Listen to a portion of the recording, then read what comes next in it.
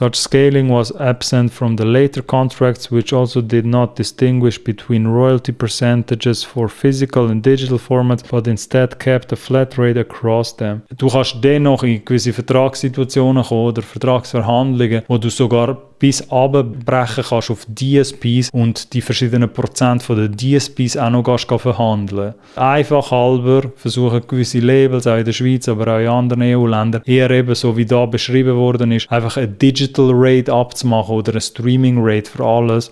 Aber es haltet dich auch nicht davon ab, gewisse DSPs, wo du zum Beispiel viel mehr Leverage hättest, oder wenn du jetzt sagst, mein Spotify ist schon popping oder mein YouTube ist schon popping, dass du gewisse Rates auch anpassen tust nach DSPs. Oder sogar gewisse DSPs ganz rausnimmst aus der Verwertung. Über so Sachen wird halt auch nicht so fest im Vordergrund geredet, aber die Verträge gibt es auch, ohne dass wir da jetzt sehr tief in das reingehen können, weil das die Zeit würde sprengen.